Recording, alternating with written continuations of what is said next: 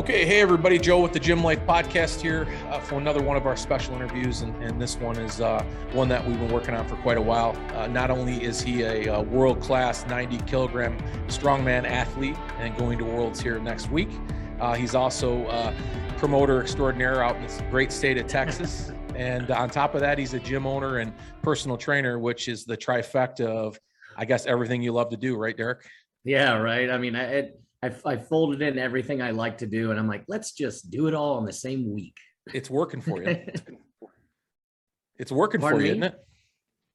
It is. It is. It definitely is. I found my groove. I found something that works for me, balancing things. So it all benefits each other too. That's what's really cool. I have a buddy of mine. He makes fun of me because I'm like, I got like 5 jobs, man. He's like, you don't got 5 jobs. It's all one job. I'm like, I guess at the end of the day, it all ties in together.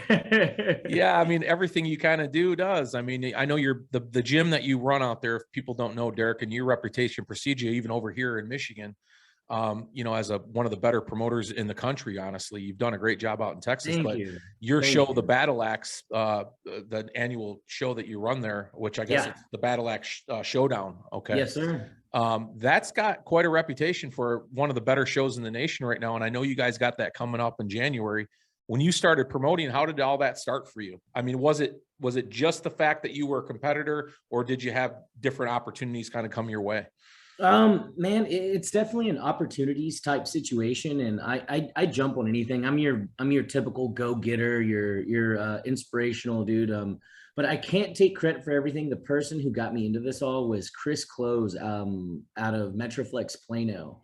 And he was a huge inspiration. He was my first the real gym experience I ever went to. And that's how I found Strongman. That's how I got into promoting. He hosted some of the best shows in Texas at the time.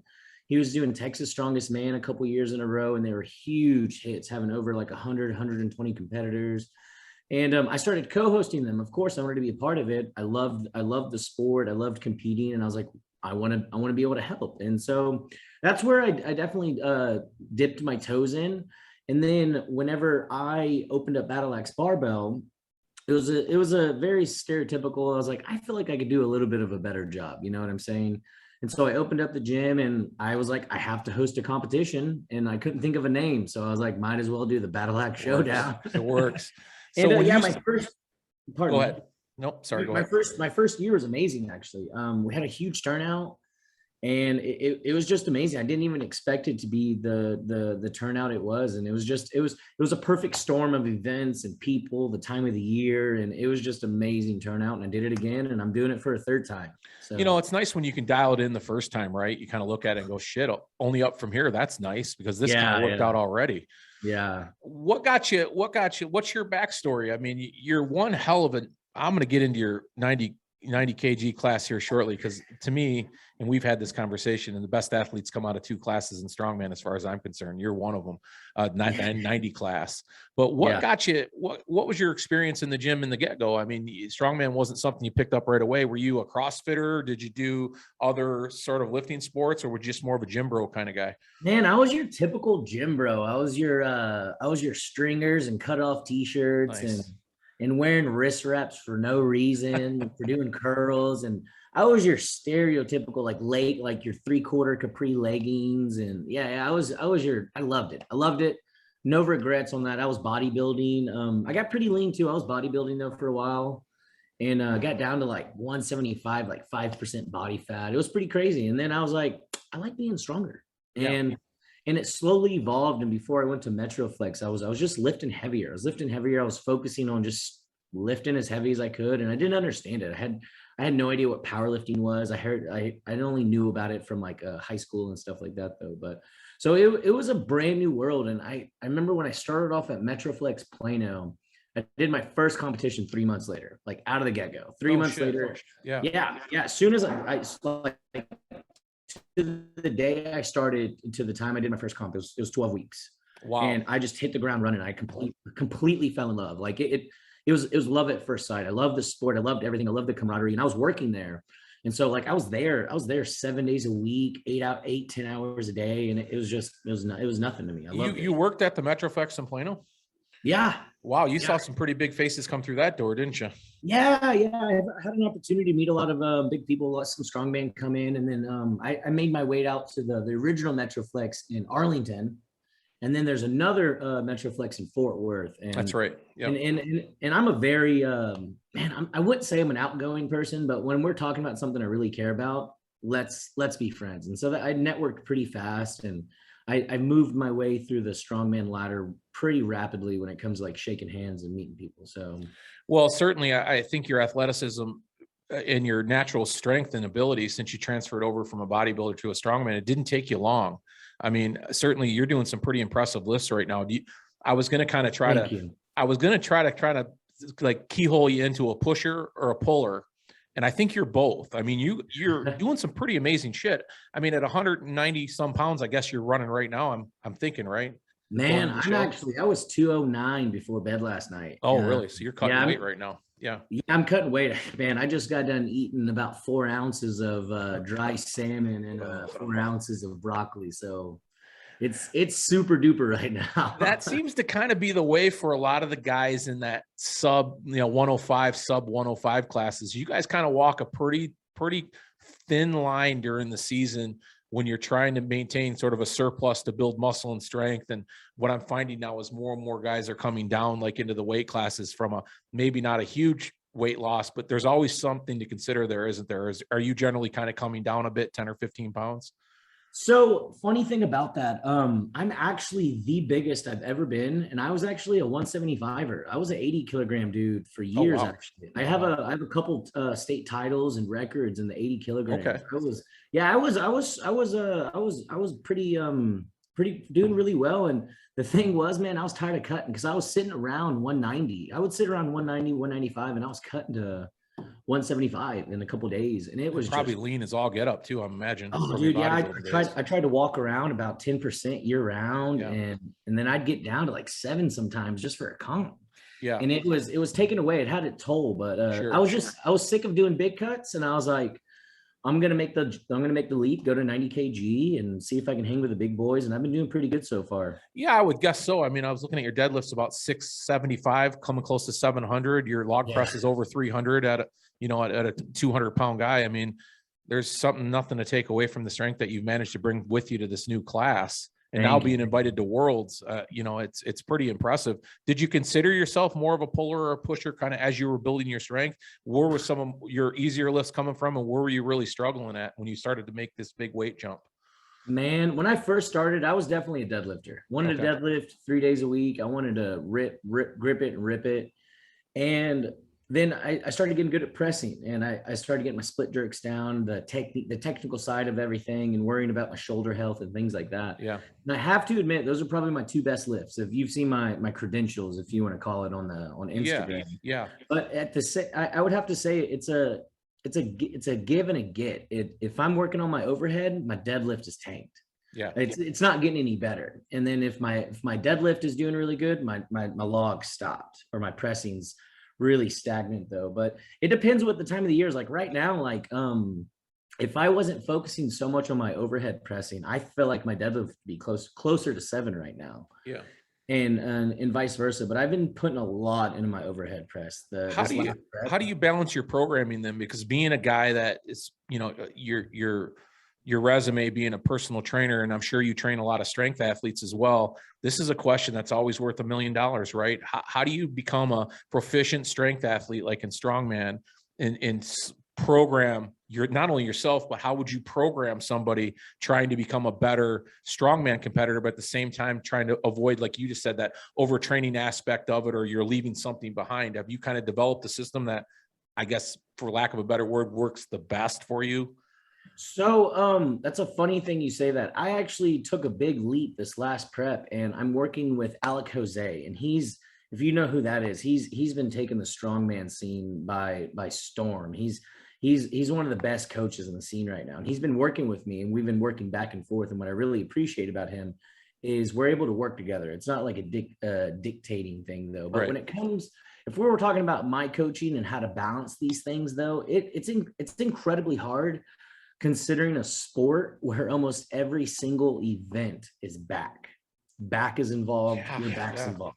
everything is posterior chain. So to circle back around to your question on how you do it, man, it's a different animal, especially with the way the sport's evolving. It's, man, there's no one way to do anything, man. It's just it's hard. This sport's getting harder and I love it. I love everyone's getting stronger, and the way to attack it is just so different. And the way I've been working with Alec, man, and it's the opposite of the way I was training. The way he's got me training is we've been hitting things even harder, doing more back. If you look at my program right now from the last 12 weeks, it's been 4 days of back exercises in one way or another. Is that over like an 8-day split, or how are you? I mean, kind of give me like the general sort of out guidelines for that. Is it a bigger split routine? Is there more rest days involved there? I mean, because your central nervous system's just got to be just punished. Sure. You're absolutely right. And I got to admit, for the past 3 weeks of my life, I've been pretty beat up right now, and I'm deloading right now before comp. I love it right now. Yeah. But yeah, it's been real hard, and I've been doing something I never took the time out of beforehand, and that's caring about my body recovery. I've been focused on recovery so much, and I am lucky, and I feel like I personally have the perfect storm to being one of the best 90 kg athletes. Sorry if I just said that and somebody's out there listening to this. No, I'm gonna mirror it. I totally 100% agree with you. Yeah. And the reason is, and I have no problem saying this, and I plan on being the best of the best. And it's because I have what it takes. I have the facility. I have the support. I have a time where I can work out early in the morning. I go home, take a siesta, do some work from my couch. Then I go back to work and hit up some clients. And so to reiterate what you're saying, how do I deal with that? And it's resting, it's recovering, it's eating. It's not worried about having stomach veins all the time and having a big pump or things like that. Right. So, but the way my training block is the last 12 weeks we've been, because it's a 3-day event. So for more or less words, it's kind of easy for the first 3 days of my workout to focus on the first 3 days of competition. Okay. So on my first day of the week, we've been focusing on log and yoke, because that's day one. Yeah. And then the second day we've been doing deadlift and the medley. And then the third day we do sandbag throws and the stones. Yeah. Super simple. Yeah. And then then we might split that. I take a day in between, but yeah, I mean, it's just hard. It's so leading up to that competition in particular, that training block, then you're more implement oriented, like you're apparatus oriented. Okay. Absolutely, right. Dude. And I really have been appreciating it. And like I said, dude, more praise to Alec. It's been an absolute breath of fresh air working with this guy. He really knows what he's doing. He has a weightlifting background. And so the way the sport's evolving is a lot more athleticism. You need to be an athlete to be in the sport. And what is weightlifting?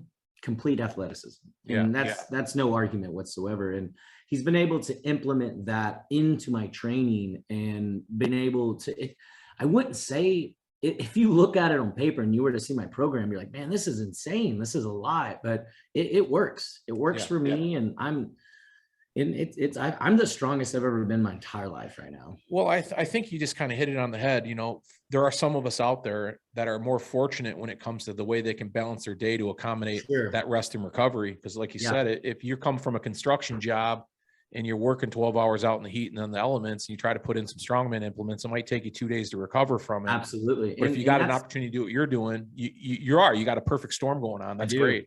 And the thing, when I first started this journey, I was working construction. I was working construction 10, 12 hours a day. Oh yeah. You know that. And so I know what it's like to be the competitor that works a physical labor job, and then being a competitor that's able to go home in between shifts, take a break. And then I also know what it's like to coach somebody who works manual labor. And I also know what it's like to coach somebody that works a desk job. Yeah. So it's a different way. I'm able to see things from so many different lenses because I own a gym. I see my members. I have my clients, and then I'm also a competitor that's been on two totally opposite sides of the training spectrum. Being this guy who was overdoer. I was trying to do it all. I was trying to be a bodybuilder. I was trying to be jacked. I was trying to be lean and trying to hit my accessories, and I'm trying to do all these things. And now I'm in a state of where less is more. Yeah. And less is absolutely more, in the sense of I'm minimizing some of my days are only 4 to 6 exercises. Yeah. It's taken me 3.5 hours to finish these days though still, but it's it's a balance. It's a give and a take, and I'm really Well, I love that perspective, right? Because a lot of trainers themselves, when they come into, especially when they're talking about not just getting somebody that sits behind a desk all day in shape, I get that. There's a need for that type of trainer as well. And sure, it's pretty easy to hit that bullseye or the board sure. anyhow. But when Mhm. you're talking about a strength athlete, to be able to have a coach that comes from these different perspectives and completely understands what it means to put in a long day's work and what you're able to get out of somebody, because like you said, you've been there. Yeah. Yeah, I think that you got a pretty special thing going on over there with the amount of experience and life experience that you've had kind of bringing into the sport. That sounds like it's the right thing for you. Yeah, yeah, and you've probably seen this too. You've probably met a lot of people where you're like, man, you have so much potential, but like Mhm. this is holding you back. Yeah. Whether it's dieting, whether it's their wife or their personal life, or they're trying to do this other thing that's taken away from their training. You know what I'm saying? It's really Yep. hard. And you want to shake them and you want to be Yeah. like, what Yeah. are you doing? Derek, I got one of those right now. She's an awesome junior power lifter, strong woman. She is a phenom and she works a fucking construction job. Oh It my is God. such a nightmare dealing with her training. So I Yeah. totally get it. So No. after you start competing in the 90 class, you move up from 75 to 90, which is the right thing to do, obviously, because you had way more strength to build. And you can't do that without muscle. And Sure. dropping all that weight sucks. But I do notice a lot of guys now come into these 105, 90 classes that make bigger cuts than others. Some are good at it, some aren't. You kind of see Yeah. that all over the place. But Mhm. generally, you stay within a pretty good striking distance of your competition weight by the sounds of it. And Sure. then just to piggyback what you just said, your work programming or your program leading up to competition is generally an implement program. And then Yes. what about your off season? Do you substitute more gym work in, or do you try to keep your implements pretty regular, or it's not so important to you? Where are you falling there? My implementation, I like to go right to the basics right after a prep. I like to keep everything real easy: a squat, bench, deadlift, wrap around, maybe some overhead. Yeah, And then if I'm feeling it, I'll do some like strongman Saturday or Sundays and stuff like that. gotcha. Just like the It's old days kind of thing. yeah, just taking my body easy, because the stronger I've gotten, the harder my recovery is, and the older we're getting to, Sure. it doesn't feel the same way going. I can't go. I see these dudes and they'll do a competition. They're in the gym trying to max out 3 days later, and I'm like, first off, you don't even know your true potential. Secondly, there's no Sure. way I could do that after you take yourself to a certain level, and it's just nice getting older, getting wiser, Yeah. and just looking at the bigger picture, that in where I want to be in a couple years from now. It's funny, that older, wiser thing sometimes. Boy, you want to figure that out sooner than later, don't you? Yeah. I mean, the wiser you can get, the younger you are. We always say older and wiser, but it's nice to be kind of young and wise too, because you got a lot more Yeah. potential that way. Mhm. I was going to ask you the your maintenance and recovery. You brought that up, and I'm a huge maintenance and recovery guy myself. I like massages. I like holistic side of things to try to give Sure. my CNS an opportunity to respond better if I supplement the right way. Do you do a lot of that kind of thing too? You strike me as the kind of guy that might be into all that, like holistic I healing. Like, absolutely am. Yes, I'm very into those things, and just I meditate a lot actually. I okay, don't talk about this enough, I love it. and I haven't been that active on social media because I've been taking this prep honestly incredibly seriously. Yeah, So I haven't been as active on social media as I usually am, and outspoken and opinionated. But there is one thing, and that's what I feel like it's really helped us prep, is I meditate a lot daily. I daily whenever I can, and that's what's really been, I feel like, been helping my recovery the most, is almost like catching myself and really making myself relax and calm down. And that's been a big point. I wish I got more massages done, and I'm always the one that tells my clients to go get work done, go see a yeah. chiro, go see a massage therapist. And I'm not even going to sit here and lie to you and say I get massages done as often It's as I hard. can. Yeah, It's hard. it's an It's hour really out of your day, an hour and a half. Yeah, I know, and that's what I think about, is when I need a 2 hour massage, but I'm like, dude, I got 2 hours of work I got to do. You know, I can't sit on my phone while somebody's working on my back. yeah. I So like the it is hard, meditation and side there of are things, things that, though. yeah, The meditation side of thing to me is what I love seeing in all, like well, all athletics now they're using that a lot, and especially in the strength sports, as we follow, a lot of your better athletes out there, whether you know it or not, are doing a lot more of that meditation. I love it too. My sister got me kind of hooked on it through Joe Dispenza online, and it's been an awesome experience for me. It certainly has helped calm things down a little bit. There's got to be some truth behind it, that's for yeah, sure. Yeah, and my life has done nothing but get more hectic over the years, and it's not going to slow down anytime soon. To be honest, I plan on expanding, growing yearly. Hell, I got 2 or 3 expos planned just next year for strongman comps, and I plan on growing my gym and stuff like that though. And I know about these things though, and I know that I can't handle that stress unless I really take the steps I need to mentally prepare for those things. You know what I'm Well, and saying? it sounds like you're the kind of guy too, when you're talking to your clients, at least you got some experience with dealing with the stuff rather than just say, go do it. You've got a little Sure, exactly. Yeah, formal yeah, yeah. knowledge of it. Getting on to your promoting, and we talked about it briefly over the phone last week, but when the opportunity came up for you to be a part of not just being a strongman and participating in the sport and being a gym owner, give me a little backstory on your promotion side of things, because you've certainly taken that to another level, something I want to talk about. Sure. Like I said, I owe a lot of credit to Chris Close at a Metroflex. And the biggest thing that I think my promoting and I think the direction I've taken the sport has been more legitimized and more organized is because I powerlift. I go to a lot of powerlifting shows, and I love the organizational aspect of it. You know what I'm saying? Yeah. Have you ever been to Yeah. a powerlifting meet? Just was And there this I don't know weekend. if Yep. yeah, if it seems like I'm going off topic, I'm not. No, And, go ahead. Go ahead. so I love powerlifting because it's down to a T almost every single time. If you got a good powerlifting promoter, it's going to end almost the exact same time that they want it to every single time. And that's what I'm trying to take with powerlifting and apply to strongman. It's having punctuation, communication, and legitimacy. So if you have rules to a competition, I enforce them to the T. I enforce them. I make sure things are done when I say they're going to be done. And the most important thing, I think, what has taken my amateur shows, and these are nothing but amateur shows at the end of the day, is I've just communicated before, during, and after my events. And I think that's what a lot of people lack in these shows. Yeah. And that's it. And it's really, really crazy how simple that is. It's literally just communicating. Even if you have to change something, God forbid you go to an event and I have to completely remove an event and completely change it. If you communicate with the competitors and you make it fair for every single person there, they're going to have an amazing time, and they're going to appreciate you 100% more just because you fully communicated and demonstrated what's going to be changing and things like that though. Your shows have their reputations precede themselves. Your Battle Axe show in particular, going into the 3rd year, that's turned into a really big show. Thank you. One other show you did recently that I absolutely loved was that all-woman show that you put on. What was that? Yeah. Battle at the Cumberland, was it? What was it called? Battle in Buckingham. Buckingham. Okay. I'm thinking of Cumberland, the Corral. I know you're big on that too. I love that, man, because it's one of the things that I think is where the sport's headed. We know this because there's enough great female competitors out there right now to put on a show. But for you to take that on and say, hey, let's just fucking do it. Yeah. I mean, and it turned out great from what I understand. I had a great time, and I actually had a ton of praise from a lot of the women that showed up that day. And it was a really, really great show. And I'm going to do it again next year, obviously though. But what made me want to do it, honestly, is just that it needed it.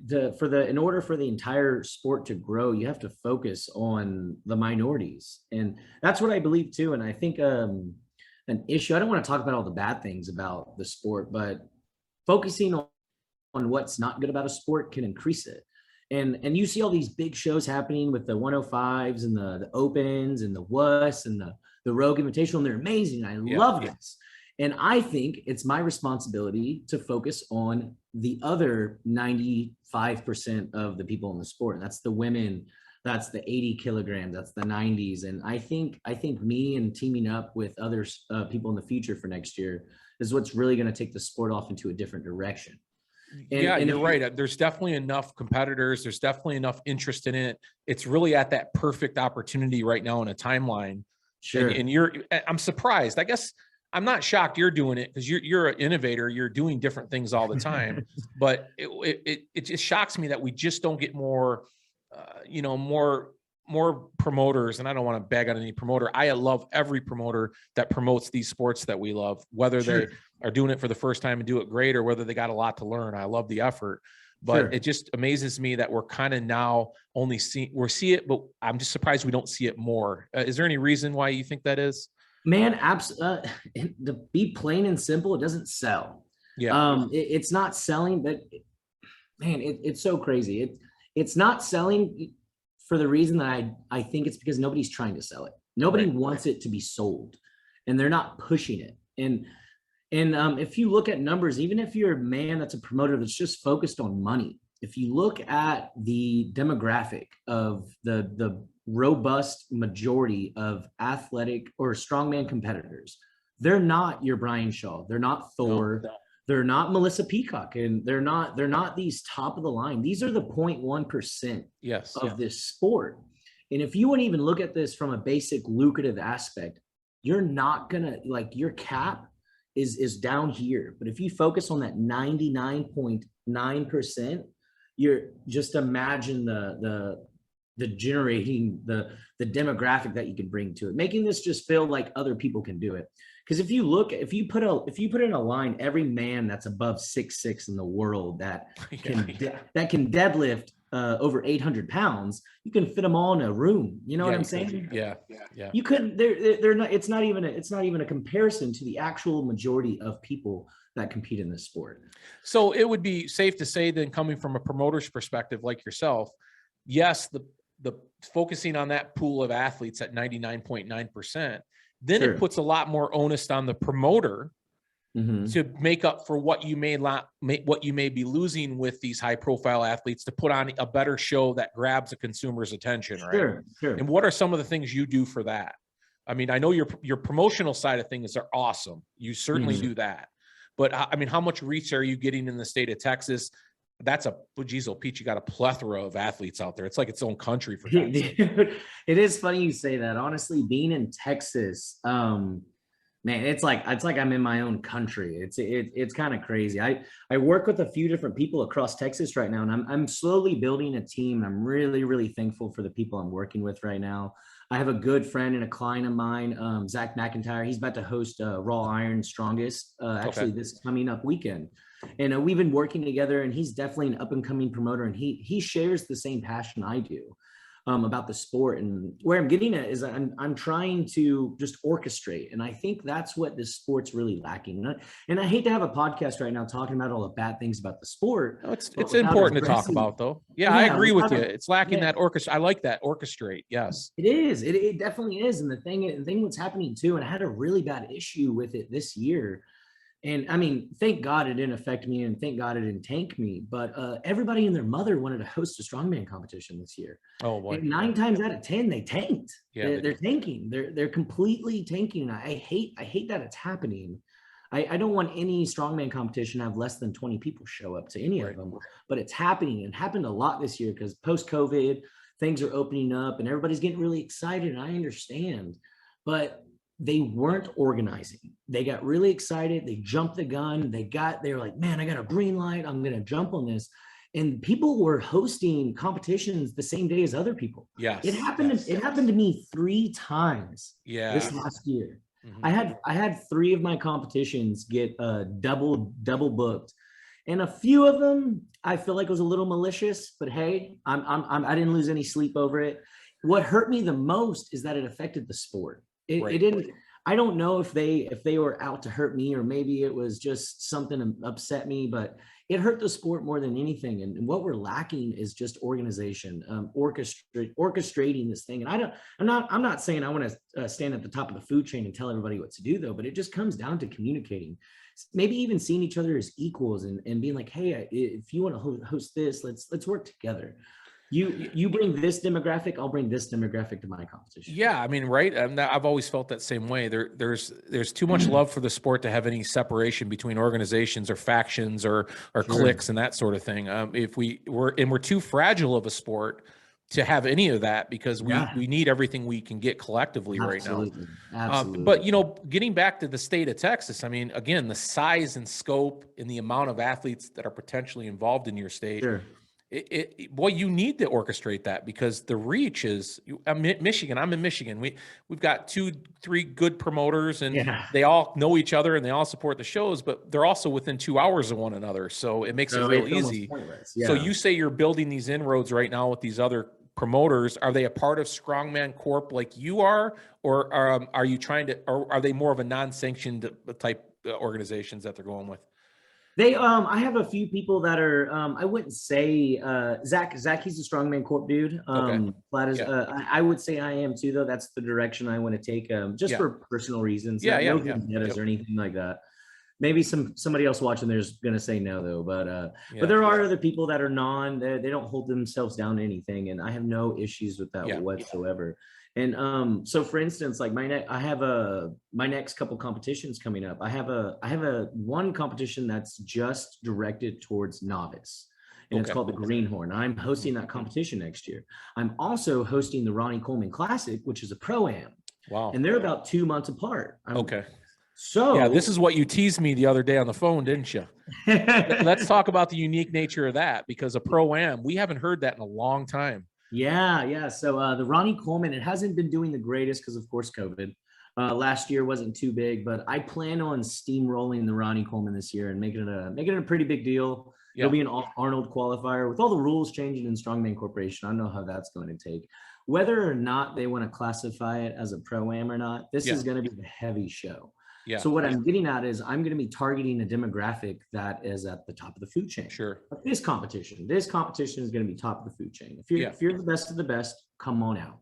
If you think you got what it takes, come on out. And then I have another competition where I'm going to be targeting novice individuals. And these are about 2 months apart. And what I'm getting as I'm focusing on different factions instead of these amateur shows that are like, hey, whoever wants to come on by. Right. And that's what starts to water it down. Yeah. And that's what really starts to water things down though. And that was a bigger reason why I wanted to do the women's competition, was because I forgot what it was though. It was around the time of nationals. I think there was a USS nationals around that time. And so I was targeting a demographic of females, mostly, a lot of them were novice actually, because I wanted to give them a platform to feel comfortable in, to try the sport out, and to be able to do this without me hosting a full-blown amateur show that would be in direct competition with nationals. Right. So it makes Derek, right. It makes sense to a guy like you, a guy like me, right? We just hope it makes sense to everybody. I see the bigger picture. I see absolutely. And I really love your take on that. I mean, what you've essentially done then, and I'm just counting in my head now, that 4 or 5 shows you do a year are very specific to a demographic. Sure. You got your pro-am show, and then you got your novice show, and you got your women's show. Then you got the battle axe show. I see what you've done there. That's a great way. And I hope other promoters are listening to this or do listen to this and think about maybe that perspective, because that really does make a ton of sense. Yeah. And the thing is I feel like we all can grow together. I want more promoters. I don't want anybody, I don't want to sit here and be like, we have too many promoters. There's too many competitions. And I don't think that's true. I think then more effort needs to be put into where these shows are, when these shows are, and who these shows are for. And I don't think anybody's really, they're just a lot of, what I've been noticing in these competitions, like, hey, I'm hosting a competition. Here's some really fun events, crazy events. Maybe they're super technical. Maybe it's something special. And there's the razzle dazzle. And then it just stops there. And I think there's more effort that can be taken to be more appealing. You can still have all of these amazing things, but let's do more. Let's put a little more effort into this. Let's do a little bit more. You got months and months to prepare for you to work one day. I think I'm wondering, and I don't know if you guys already have something like this in the state of Texas, because I thought there was like a Texas Championships at one point, wasn't there? Like a show that was like the culmination of like winning Mr. Texas, or something.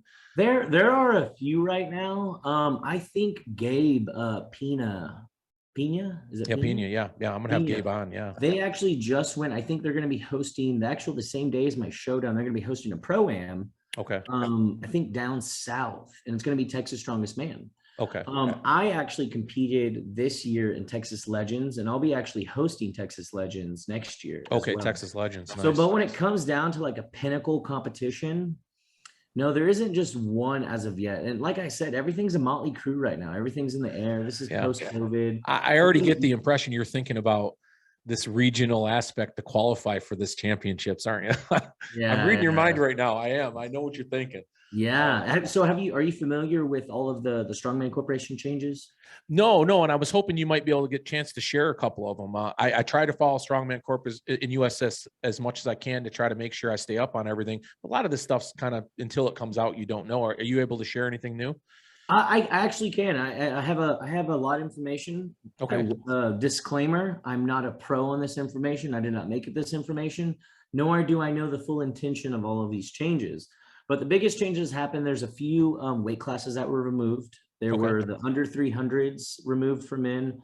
The 150 men's is removed, and I believe Big O What If. I think the 120 class has also been removed. Okay. The other bigger changes that are happening is there's no longer going to be a Nationals 2022. Okay. There will be a Nationals 2023. And everything is still being settled down right now. There's going to be, where do I start? So there's going to be your amateur shows. There's going to be amateur shows, and these amateur shows are going to qualify you for regionals. And there's going to be about 4 to 5 regionals across the US. Love it. And I'm going to explain this, and then I'm going to get into what I think is happening, and I'm going to say I want to talk about the benefits. And Let's do it. So there's going to be a regionals, and then from the regionals, if you do well at the regionals, you qualify for nationals the next year. Okay. So it's an amateur show. You qualify for an amateur show in the same year. You can go to regionals. You can go to regionals, I think, anywhere in the US. I'm not sure on that one. Okay. So like, for instance, say you do an amateur show in March and there's a regionals happening. If you do an amateur show in March in Texas and there's a regionals in July in Rhode Island that qualifies you for nationals, I believe it works that way. Same year kind of qualification. Yes. Yeah. Okay. Gotcha. You can't say, if you do an amateur show, I don't believe that you can fully qualify for nationals the same year. Yeah. Yeah. So from what I've heard and the emails I've read going back and forth with Rob Kearney and a few other people, this is what I've interpreted. And granted, this also disclaimer, I've been very busy with prepping for Worlds. And so I haven't completely consumed myself in all of the tea and all the details that are gone in with it. But from the information I have gathered, I am really excited for the growth in the sport, because what I think it's doing, it's giving people multiple levels of goals to accomplish. Yeah. You go to your amateur, you get your regionals. Wow, you made it to regionals. Like that's going to be a really cool title. And then if you go to regionals, man, I made it to nationals. If you go to nationals, that could qualify you for the Arnold. So what I think's happening, it's adding more girth. It's adding more fat. It's adding more of that good stuff to the sport. Instead of having an amateur show, nationals, all right, you're done. Yeah, where do you go from there? Right. Yeah, where do you go from there? Or if you're even ready to go to a national show, because a lot of these amateur shows, even though you may win them, and congratulations, you're just nowhere near competing on a national level yet. Exactly. And I'm so glad you opened that up, though. And this is a thing. I went to Strongman Corp Nationals a few weeks ago at a client compete, did an amazing job. Shout out to Stephen Good, killed it, got 9th place out of, I think, like 70 something people. Not bad. Proud of this dude. He's a rookie too. It's his first year in Strongman. He's got a big future ahead of him. Sounds like it. But while we were there, we noticed there's a lot of people that were like, what are you doing here? And no offense. And I think you should still be in the sport. I think you should still be involved, and I think you should still grow. But these people that I was seeing at nationals seemed like the person who won first place at an amateur show by a borderline default. Yeah. So they got a nationals invite. Yeah. And I do know for almost a fact that the biggest reason they're implementing these things is to stop that from happening. Yeah. So I think so more of the benefits of these changes happening in Strongman Corporation, it's adding more reward. So when you go to nationals now, you're going to be like, wow, I deserve to be here. Right. I worked to be here. I did a regionals to get here. I did an amateur show to get here. Hell, you might have done 3 amateur shows just to qualify for regionals. You might have had to do 2 regionals in 2 different places in the US the same year. Yeah. So what I'm getting at is, if you really want something, they're making it harder, but giving people certain deadline or like places to go. Like if you're right here in the sport, this is where you're going to go. And they're adding levels to it. Yeah, and it's just going to make for a better competition, period. You're not going to have everybody zeroing shit where half the field, which nobody wants to see that. And I hate it when guys do that. And I'm not making fun of them. But listen, as a spectator, I don't want to see that. Absolutely. They're just not ready, but I love it because it's a natural maturization of the sport. It just allows people take a cue from powerlifting, right? I mean, that's what we see.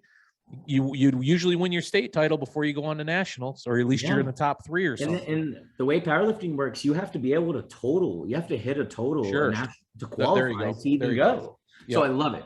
Yeah. I've been taking a lot from powerlifting, to reiterate my promoting personally, is I love taking things from other legitimized sports. Yeah. And I think that's what the sport is missing. And I love these changes. And a lot of people are upset because, people don't like change. But I've been telling a lot of people, like, just suck it up and give it a second.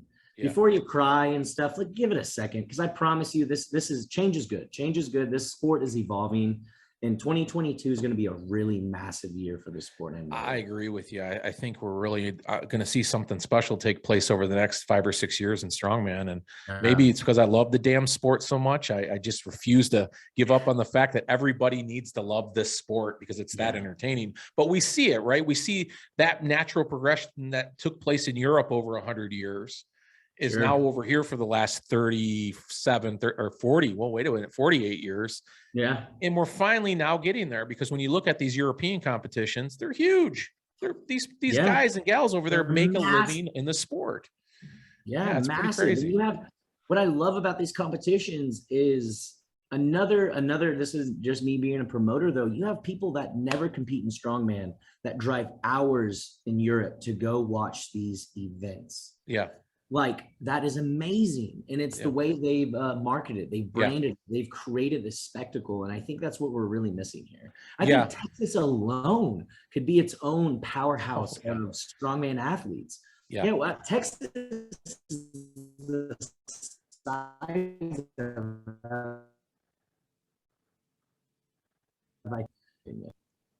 you're in a special place for sure in the state of Texas. I mean, I think a lot of promoters are pretty envious and jealous of the idea that you've got this whole state to work with all these competitors. I know I would be. I competed. I promoted a couple of shows years ago. Boy, oh boy, to be in a spot like Texas right now. Love it. I love it. And I'm not even gonna lie. I'm super lucky, and I have a really, really good life. And I've taken a lot of opportunities, and I'm not even gonna say I've worked really damn hard to get where I'm at though, but without a doubt, this is a good place to be. I'm in Dallas, Texas, and I'm living in the greatest time to be alive as a human being as well. Well, I tell you, I love Texas, and that's my second favorite place, and I've never been there, Derek. So the next time I get a chance to come to one of your shows, I'm going to use that as an excuse to go and hang out for a few days. But I think you're a special guy within the sport.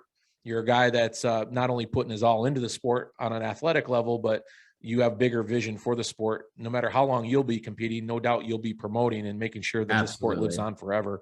I certainly appreciate your time today. I know you're getting ready for Worlds, and I'm catching you in between lunch and everything else before you got to hit the road to Daytona. Yeah, I'll be cheering you on. But is there anything else that you want to say out there, Derek? Man, I just thanks for this opportunity though. Hope everybody out there can take a little food for thought from this podcast today and really apply it to the sport. Whether you're competing or not, go chime in, go watch a live stream, go show up to an amateur show, and you're gonna have a lot of fun.